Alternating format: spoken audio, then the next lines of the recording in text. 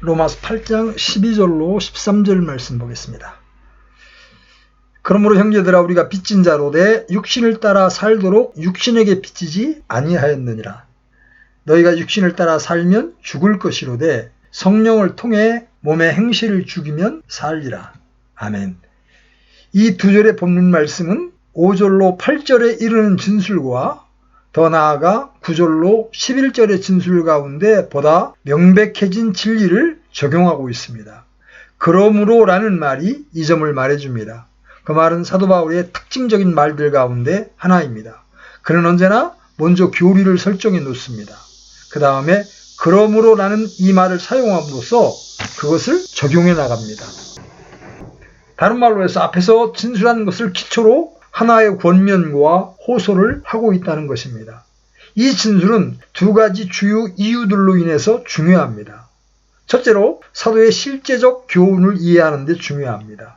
그 진술은 우리로 하여금 그가 이 전체 대목을 풀어나갈 때 그의 논증을 따라갈 수 있게 합니다. 그의 교리를 주목하는 것만으로는 충분하지 못합니다. 사도는 언제나 그것을 적용합니다.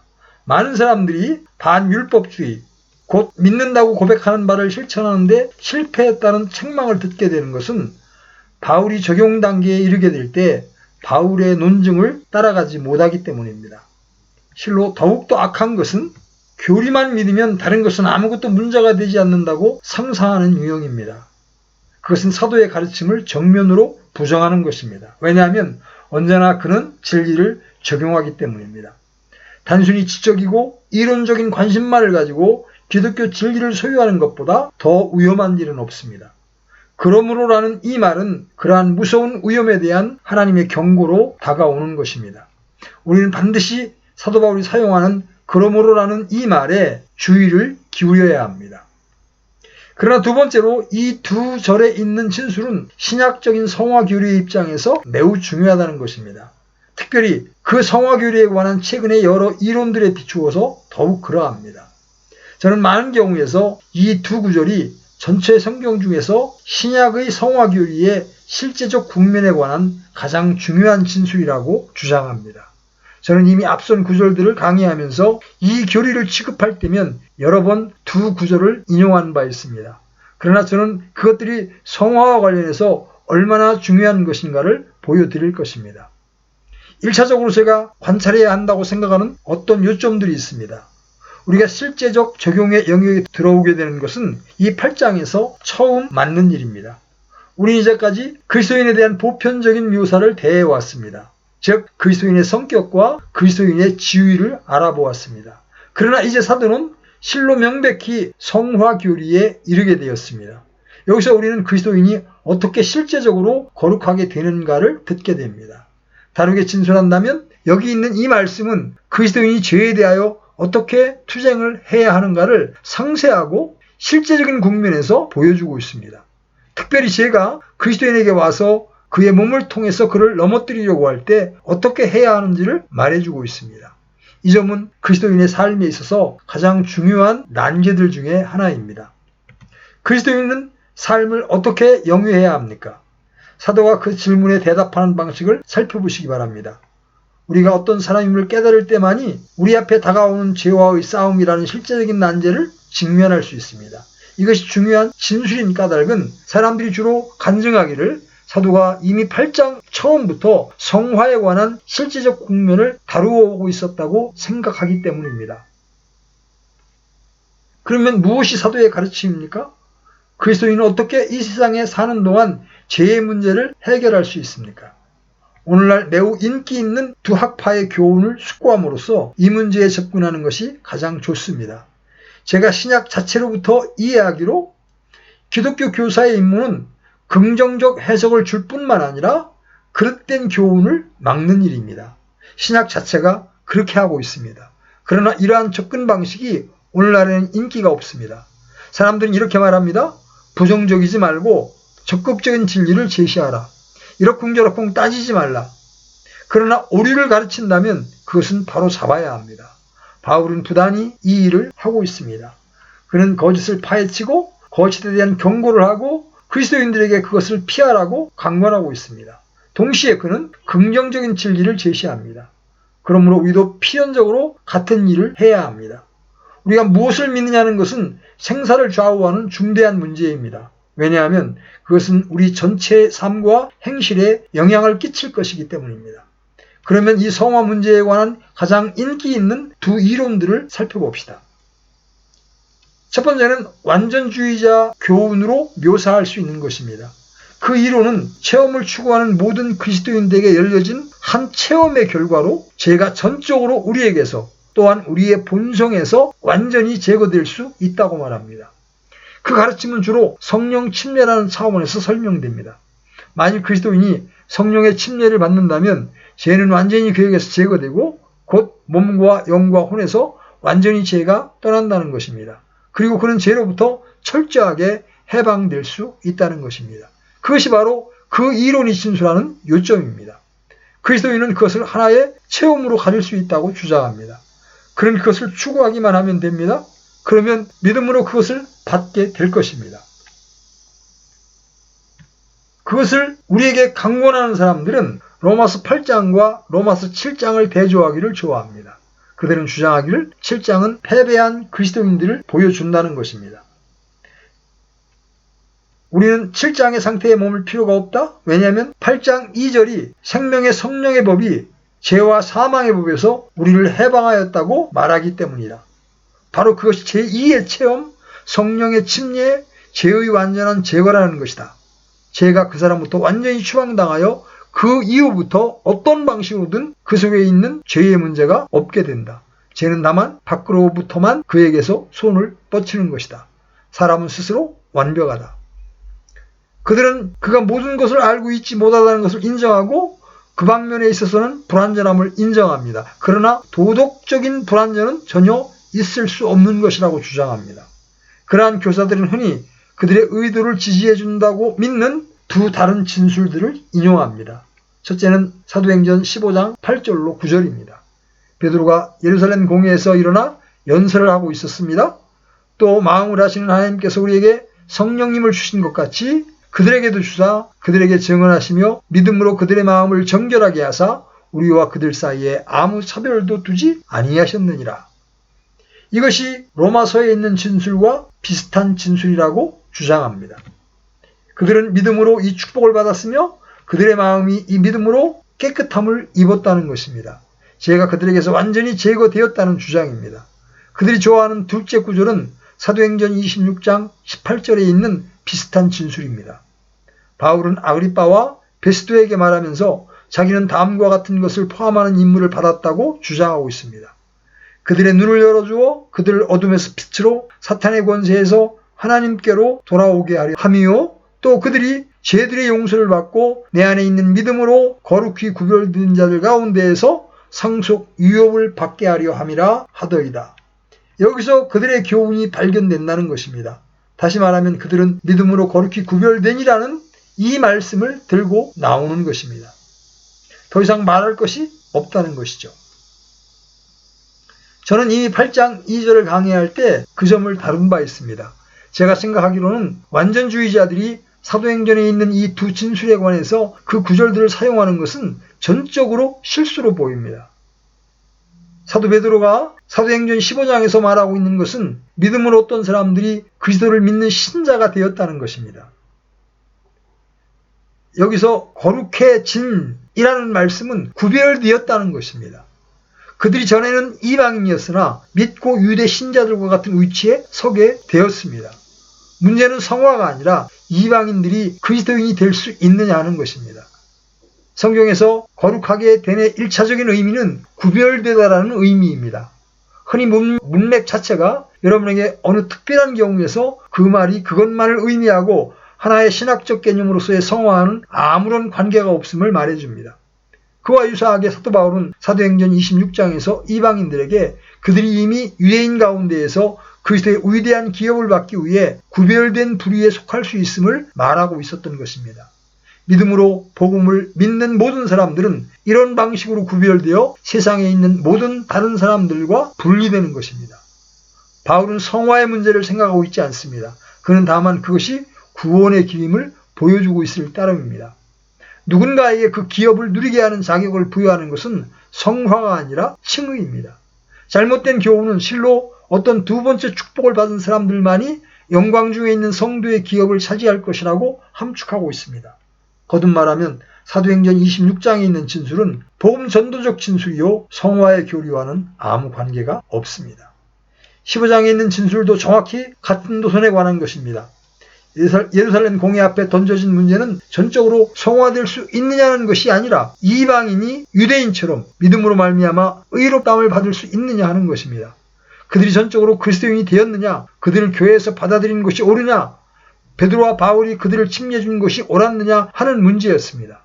베드로의 변호는 하나님께서 그들을 성령으로 대접하시고 그들에게 복음을 믿을 능력을 주신 것이 확실하다는 것이었습니다. 그런 논증이었습니다. 야기된 문제는 그들이 전적으로 그리스도인들인지, 그렇다면 그들의 생활의 본은 어떠해야 되는지, 그들의 관계는 무엇인지 하는 것이었습니다. 우리는 사도가 말하는 것을 더욱더 풀어나감에 따라서 완전주의자의 교훈에 반대되는 더 많은 논증을 대하게 될 것입니다. 성화에 관한 두 번째 관점은 그 관점 자체가 반작용의 원리라 부르는 것을 가르치는 관점입니다. 두 번째 관점은 전적으로 완전주의자의 관점을 배격합니다. 그 관점은 제가 신자 속에서 제거되지 않으며 죄는 신자가 이 세상에 있을 동안에 그 속에 있으며 죄와 싸워야 된다는 것입니다. 그러나 낙담한 그리스도인일 필요는 없다는 것입니다. 승리의 방법이 가능하다는 것입니다. 우리 주 예수 그리스도께서 승리의 생활을 하도록 지키실 수 있다는 것입니다. 오직 우리가 해야 할 일은 바른 메시지를 믿는 것입니다. 첫 번째 것은 죄가 완전히 우리에게서 제거되고 추방된다는 관점이죠. 두 번째 관점은 그럴 수 없다는 것입니다. 죄가 우리에게서 완전히 제거되지 않지만 우리는 주 예수 그리스도를 의지하는 바른 방법과 그 안에서 거하는 법을 배우기만 한다면 그리스도께서는 우리로 승리를 얻게 할 것이며 우리가 하는 모든 것은 승리를 거두게 될 것이라는 것입니다. 우리는 그 안에 거하며 그 안에 안식하며 그분을 바라본다는 것입니다. 그분이 우리를 위해서 그것을 해줄 것이라는 것입니다. 저는 먼저 이 성화에 관한 특별한 관점을 가르치는 가장 잘 알려지고 가장 인기 있는 교사들 가운데 한 사람을 인용합니다. 그는 말합니다. 로마서 3장에서 7장에 이르는 말씀에서 벗어나라. 그가 로마서 7장에서 시작하지 않음을 주목하십시오. 그는 로마서 3장으로 돌아갑니다. 로마서 3장에서 7장에 이르는 말씀에서 벗어나 로마서 8장의 승리로 들어가라. 그는 모든 그리스도인들이 그가 말하는 로마서 3장에서 7장에 이르는 말씀이 묘사하는 지점에 있다고 주장합니다. 저는 어째서 로마서 3장이 언급되는지 이해할 수 없습니다. 주로 로마서 7장인데 이 특별한 교사는 로마서 3장으로 돌아가고 있습니다. 그는 말합니다. 로마서 3장에서 7장까지의 말씀에서 낙담한 그리스도인들을 발견한다는 것입니다. 그러나 거기에 머물 필요가 없다. 거기에서 떠나 로마서 8장의 승리로 넘어갈 수 있다. 그 다음에 계속해서 말합니다. 로마서 8장에 이르게 될 때 이제는 낙담하지 않게 될 것이다. 로마서 7장은 싸움터다. 우리는 언제나 그곳에 있다. 그러나 로마서 8장은 승리의 비결이다. 주 예수 그리스도는 그분의 거룩한 삶과 속죄의 죽음과 무덤 가운데에서 부활과 승천과 성령의 부어주심의 권위로 뒷받침받는 여러분에게 한마디 말씀하셨다. 그분은 우리에게 여자여 내가 네 병에서 놓였느니라. 이것은 누가복음 13장에 나오는 18년 동안 막이 들려 앓으며 꼬부라져 펴지 못하던 한 여인에 관한 설교에 나타납니다. 어떤 점진적인 과정으로가 아니라 순간적인 위기로 그리스도인이라 고백하는 사람의 삶을 얽매고 있던 죄의 사슬이 풀려지고 그는 순간적으로 그곳에서 벗어났다. 그것이 바로 그 관점이 가르치는 바입니다. 여기 그 관점이 가르치는 것을 보면 말로 고백하는 그리스도인은 이 연약한 정신을 가지고 있던 여인과 같은 것으로 말해지고 있습니다. 주 예수 그리스도를 믿으며 구원을 믿었던 사람이 여기에 있습니다. 그의 죄가 용서받았다는 사실도 그는 알고 있습니다. 그는 거듭났습니다. 그가 그리스도인인 것만은 틀림없지만 패배의 삶을 살아가고 있고 이 연약한 정신에 의해서 계속적으로 침체되어 있습니다. 그러나 만일 그가 이러한 메시지를 믿고 부활하신 그리스도에게 시선을 돌리기만 한다면 그는 즉각적으로 그것에서 벗어날 수 있다는 것입니다. 그리스도께서 여자여 내가 내 병에서 놓였느니라고 말씀하실 것이라는 것입니다. 이것은 순간적으로 죄의 억압에서 풀려지는 체험입니다. 같은 기자는 계속해서 이렇게 말합니다.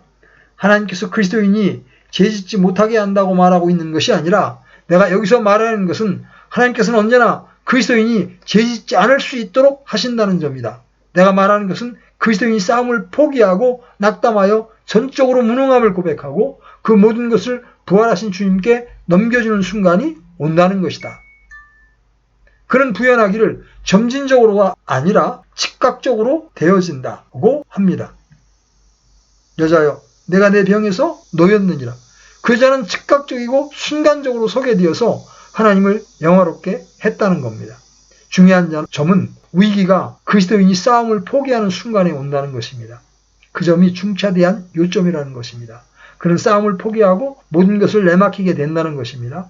한 사람이 그 위기에 이르는 순간, 스스로에게 정직할 용의가 있는 순간 더 이상 죄를 감추려 하지 아니하고 죄를 고백하며 자기의 절대적인 무능을 고백하고 그 모든 것을 주님께서 해줄 것을 바라며 맡기는 순간 그리스도께서 하실 일에 전적으로 의지하며 그리스도가 승리할 것을 바라보기만 하는 그때에 그 사람은 구원받고 해방을 받는다는 논리입니다. 그것이 승리의 길이라는 겁니다. 여러분은 계속해서 그렇게 하며 그 안에 거하기만 하면 된다는 것입니다. 로마서를 상세히 강의하는 입장에서 볼 때 그러한 교훈이 드러나는 것을 발견하기 어렵습니다. 저는 두 교훈들이 사도가 여기서 말하고 있는 것과 정면으로 충돌하고 있음을 보여주고 싶습니다. 사도가 어떤 방식으로든지 우리에게 항복하라고 권면하지 않음을 주목하시기 바랍니다. 그리고 그는 그러므로 형제들아 우리가 빚진 자로 돼 육신을 따라 살도록 육신에게 빚지지 아니하였느니라. 너희가 육신을 따라 살면 죽을 것이로되 성령을 통해 몸의 행실을 죽이면 살리라고 말하고 있습니다. 여기에 내맡긴다는 말이 없습니다. 또한 항복한다는 것을 주장할 만한 말이 없습니다. 어떤 위기적인 체험에서 즉각적으로 승리를 얻을 수 있는 가능성이 있다고 가르치지도 않습니다. 잘못된 두 관점들 가운데 두 번째 관점은 그 승리가 점진적인 것이 아니라 즉각적인 것이며 중대하고 위기적인 체험임을 강조했습니다. 여러분이 그것을 지금 얻을 수 있다고 말하고 있는 겁니다. 로마서 6장에서 그것을 암시하는 말이 어디 있습니까? 사도는 어떤 신선한 체험을 숙고하라고 요구하고 있지 않습니다. 그는 사실상 너희 그리스도인들아 몸은 죄로 인하여 죽은 것이로되 영은 의로 인하여 산 것이니라. 그것이 너희의 의치이다라고 말하고 있는 겁니다. 우리는 영혼뿐만 아니라 몸도 궁극적으로 구원을 받을 것임을 압니다. 그러나 잠깐 동안 우리는 어떻게 해야 하겠습니까? 바울이 모든 것을 내맡기고 우리 속에는 아무것도 없다고 전적으로 완전히 무능하다고 자백해야 한다고 주장합니까? 그리고 주 예수 그리스도께 모든 것을 넘겨야 한다고 합니까? 여기 로마서 8장에서 그러한 것을 암시하는 것은 전혀 없습니다. 사도는 정반대의 것을 가르치고 있습니다.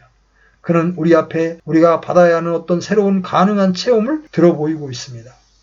그는 단순히 6장 11절로 13절에서 말하는 것을 다시 한번 말하고 있을 따름입니다. 이와 같이 너희도 너희 자신을 죄에 대하여는 참으로 죽은 자요 하나님께 대하여는 예수 그리스도 우리 주를 통해 산 자로 여길지어다. 그러므로 너희는 죄가 너의 죽을 몸 안에서 군림하지 못하게 하여 몸의 정욕 안에서 죄에게 순종하지 말고 또한 너희 시체를 불의의 도구로 죄에게 내주지 말며 오직 너희 자신을 죽은 자들로부터 살아난 자로서 하나님께 드리고 너희의 시체를 의의 도구로 하나님께 드리라. 로마서 8장은 로마서 6장을 되풀이하고 있습니다. 그런데도 그 사람들은 우리가 로마서 7장에서 곧장 로마서 8장의 승리로 넘어가야 된다고 말하고 있습니다. 사도는 이미 6장에서 여기 8장에서 말하고 있는 것을 말했습니다. 그것은 같은 권면입니다. 다만 그는 로마서 6장에서보다 로마서 8장에서 더 실제적인 방식으로 권면을 하고 있는 것뿐입니다. 사도의 방식은 반복과 논증과 추론입니다. 그는 우리에게 해방을 주기 위해 새로운 교리를 소개하고 있지 않습니다. 그는 그가 이미 전제하였던 교리로부터 추론을 하고 있는 것입니다. 또한 여기서 1차적으로 사람의 의지에 호소하는 것도 아닙니다. 잘못된 교훈은 언제나 사람의 의지를 향하고 있습니다. 그리고 그로 하여금 항복하라고 설득하려고 합니다. 항복할 용의가 있느냐고 말합니다. 기꺼이 항복할 태세가 되어 있느냐? 그것은 문제가 되는 것이 우리의 의지 속에 있다고 단정해버립니다. 그러나 사도는 우리의 이해와 이치에 맞게 자기의 주장을 펴나가고 있습니다. 사실상 사도는 이렇게 말하고 있는 겁니다. 너희가 이 진리를 알았다면 그것을 실천에 옮기라. 그것을 알았다면 그것에 따라서 행동하라. 다시 한번 그것은 그러므로입니다. 다시 말하면 형제들아, 우리가 빚진 자로 돼 육신을 따라 살도록 육신에게 빚지지 아니하였느니라. 너의 육신을 따라 살면 죽을 것이로되 성령을 통해 몸의 행실을 죽이면 살리라. 그것은 이치로 미루어 생각해 나가는 것입니다. 그것은 우리의 이해를 향하여 던져지고 있습니다. 만일 우리가 성화에 관한 신학적 관심을 가지고 있다면 이 점은 우리에게 극히 중요합니다. 그 다음 두 번째로 이러한 이해를 기초한 우리 측의 행동에 대한 요구가 있습니다. 성령을 통해 몸의 행실을 죽이면 살리라고 바울은 말합니다. 바울은 성령의 침례로 말미암아 그 모든 것이 너에게 이루어진다 이렇게 말하고 있지 않습니다. 또한 만일 부활하신 주님께 그것을 넘겨주기만 하면 그분이 우리를 위해서 하실 것이라고 말하고 있지도 않습니다. 대신 그는 우리에게 무엇을 하라고 말하고 있는 겁니다. 다른 말로 해서 그것은 그 잘못된 교훈과 반대입니다. 경성하라고 말하지 않는다니 이 얼마나 놀라운 일입니까? 궁극적으로 성경을 우리가 믿느냐 하는 문제가 여기에 함축되어 있습니다. 성경의 인도를 받아야 되는지 아니면 어떤 사람에게 이르게 된 이론이나 사상의 인도를 받아야 되는지는 자명합니다. 사도는 죄가 갑자기 우리에게서 벗어나 완전히 제거된다고 말하지 않습니다. 또한 부활하신 주님께서 우리가 그분께 넘겨주기만 하면 모든 것을 해줄 것이라고 말하고 있지도 않습니다. 그는 오히려 우리가 무엇을 해야 되는지를 보여주고 있습니다. 주께서 그가 가르친 교훈에 비추어서 어떤 일을 해야 되는지를 보여주고 있습니다. 그러므로 형제들아, 우리가 빚진 자로 돼 육신을 따라 살도록 육신에게 빚지지 아니하였느니라. 너희가 육신을 따라 살면 죽을 것이로되 성령을 통해 몸의 행실을 죽이면 살리라. 바울이 여기서 현재 시제를 사용하고 있는 것을 주목하는 것은 중요합니다. 그 점에 대해서 잘 알려진 한 사전은 이렇게 논평하고 있습니다. 현재 시제는 어떤 일이 지금 계속 일어나고 있으며 계속적이고 반복적이고 습관적인 어떤 행동을 지시한다. 우리는 몸의 행실을 계속해서 죽이고 있어야 합니다. 우리는 그것을 해야 합니다. 우리는 계속해서 그 일을 해나가야 됩니다. 다른 교훈은 위기의 요소를 강조합니다. 그 교훈은 그 일이 점진적인 것이 아니라 즉각적인 일임을 강조합니다. 우리 주님께서 그 마귀 들린 여인에게 그 일이 거기서 즉각 일어날 것이라고 말하지 않았습니까? 여자여, 내가 내 병에서 놓였느니라. 그 사실은 즉각적으로 그가 곧 서고 하나님께 영광을 돌렸다는 사실을 강조한다는 것입니다. 그 교훈은 그런 일이 우리에게도 즉각적으로 일어날 수 있다고 가르칩니다. 그러나 여기 로마서 8장에서 사도가 강조하는 것은 우리가 어떤 일을 계속해서 반복적으로 또한 습관적으로 해야 된다는 겁니다. 그것은 잠시적이고 극적인 일이 아니고 어떤 위기적인 체험에서 일어나는 일도 아닙니다. 우리가 늘 하고 있어야 하는 일입니다. 우리는 몸의 행실을 계속해서 죽이고 있어야 됩니다. 사도는 위기적이고 즉각적인 어떤 것을 가리키는커녕 그리스도인을 위해서 그리스도인이 따라야 되고 실행해야 되는 하나의 프로그램을 설정해 놓습니다. 바로 그것이 여기 로마서 8장의 심장부에서 가르치는 말씀입니다. 내가 더 이상 투쟁해 나갈 필요가 없다고 가르치지 않으며 주께 그것을 넘겨주면 주님께서 나를 위해 그것을 해줄 것이라고 말하고 있는 것도 아닙니다. 그것이 아니라 내가 계속해서 몸의 행실을 죽여 나가야 됩니다. 우리는 이 두 진술 속에서 하나의 논증과 행동에 대한 지시를 얻습니다. 추측이 되는 말이 그러므로라는 말입니다. 바울이 말한 모든 것을 비추어 우리 그리스도인들은 빚진 자로 돼 육신에게 져서 육신대로 살 것이 아닙니다.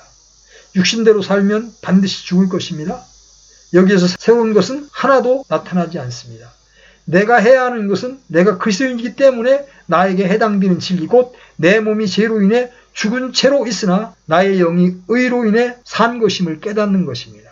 그뿐 아닙니다. 내가 깨달아야 되는 것은 하나님의 성령이 내 안에 거하신다는 점입니다. 그러나 너희 안에 하나님의 영께서 거하시면 너희가 육신 안에 있지 아니하고 성령 안에 있나니 이제 어떤 사람에게 그리스도의 영이 없으면 그는 그분의 사람이 아니니라. 더 나아가 그러나 만일 예수님을 죽은 자들로부터 일으키신 분의 영께서 너희 안에 거하시면 그리스도를 죽은 자들로부터 일으키신 분께서 너희 안에 거하시는 자신의 영을 통해 너희의 죽을 몸도 살리시리라. 그러므로 나는 그 모든 것을 주께 넘겨야 된다는 소리를 듣지 않아야 합니다. 우리에게 문제가 되는 것은 우리가 영의 영역에서 살아있다는 것과 죄에 대하여 죽고 죄와 율법의 영역과 육신에 대해서 죽었다는 사실을 깨닫지 못하는 데 있습니다. 또한 우리에게 문제가 되는 것은 우리가 육신에 있지 않고 성령 안에 있으며 하나님의 영이 우리 속에 거하신다는 것을 모르는 것입니다. 우리가 그것을 깨달아야 하는 것은 명령입니다. 이것이 성화를 가르치는 바울의 방식입니다. 거듭 강조하였듯이 이것은 어떤 그리스도인들에게만 해당되는 것이 아니라 모든 그리스도인들에게 해당되는 진리입니다. 하나님께서 우리에게 주신 위치로부터 바울이 끌어내는 추론은 빚진 자라는 말 속에서 발견됩니다. 그러므로 형제들아, 우리 그리스도인들은 빚진 자로다. 소극적으로 말해서 먼저 우리는 육신의 빚진 자가 아니요 육신대로 살 사람이 아닙니다. 그가 뜻하는 바는 우리가 육신에 더 이상 매인 자들이 아니요 육신에 대하여 육신을 따라서 살 의무를 더 이상 가지고 있지 않다는 것입니다. 우리에게 해당되는 이 진리 때문에 우리는 더 이상 육신에 대해서 어떠한 의무도 가지고 있지 않습니다. 육신은 모든 우리의 고통의 원인입니다. 우리의 육신이 우리를 위해서 무엇을 했습니까? 육신은 우리로 죄짓게 하였고 비참하게 하였고 사망의 영역으로 들어가게 했습니다. 아담의 원죄 때문에 결과된 일입니다. 그렇기 때문에 우리는 모두 육신 안에서 태어났습니다. 그러나 사도가 우리에게 강권하는 것은 우리가 더 이상 육신에 대하여 매여 있지 않다는 것입니다. 그는 말하기를 육신이 우리를 위해 해놓았던 일이 무엇인지를 깨달으라는 것입니다. 그러나 지금 여러분은 그것에 대해서 더 이상 빚지지 않았으며 어떤 의미로든지 그것에 대하여 채무가 없다는 것입니다. 바울은 육신에게 충성하지 말라는 겁니다. 또한 복종하지도 말라고 합니다. 또한 전혀 그것에 대해서 관계하지도 말라고 말하고 있습니다. 육신은 전적으로 여러분을 향해서 대적합니다. 여러분 이제 그것에 속해 있지 않습니다. 우리의 채무는 다른 이에게 있습니다. 필립 다드리치가 지은 찬송시는 이 진리를 적극적으로 이해하는 데 도움을 줍니다. 내 은혜로운 주님께 충성할 허락을 받았네. 주님의 명령을 듣고 복종하는 것, 그보다 더 큰 기쁨 없네. 나는 육신의 빚진 자가 아닙니다. 그러나 내가 빚진 한 분이 있습니다. 자비에게만 빚진 자, 자비로운 언약만 노래하리. 내가 빚진 것은 바로 그것에 대한 것입니다. 나는 육신에게 빚지지 않았습니다. 육신과의 관계를 청산했습니다. 나는 오직 자비에게만 빚진 자입니다. 나의 채무는 오직 그것뿐입니다. 로버트 로빈슨의 시에도 같은 진리를 발견하게 됩니다. 날마다 은혜의 큰 빛을 질 수밖에 없네. 주여, 내 방황하는 마음을 착구로 채워 주께 매소서. 사도가 그의 논증을 소개하는 방식은 그러합니다. 여러분 자신에 관한 진리를 깨달으십시오. 여러분이 그리스도인으로서 어떤 사람들인지 인식하십시오. 그런 다음에 스스로 나는 육신과 제 영역에 대하여 아무 상관이 없다. 나는 더 이상 그것에 빚진 자가 아니다. 나는 그것에 대하여서 채무가 없다. 그것이 나에게 빚을 요구할 권리가 없으며 나는 그것에 관심이 없다. 나는 너무 오랫동안 그것을 섬겨왔다. 나의 빚과 채무와 의무는 다른 곳에 있다. 나는 내 빚을 갚아야 된다. 그 은혜를 갚으며 나의 채무를 자랑한다고 하십시오. 우린 사도가 이 위대한 성화기를 일반적으로 소개하는 방식을 살펴보았습니다. 가장 중요한 것은 그 방식은 이미 우리에게 해당되는 진리로부터 추론하는 방식이라는 겁니다. 그것은 새로운 것이 아닙니다. 그것은 추구해야 할 어떤 체험이 아닙니다. 그것은 진리를 실행하는 것입니다. 아버지의 진리로 그들을 거룩히 구별하옵소서. 아버지의 말씀은 진리입니다. 그것은 내가 한순간에 얻는 체험이 아니라 내가 계속해서 행해야 되는 어떤 것입니다.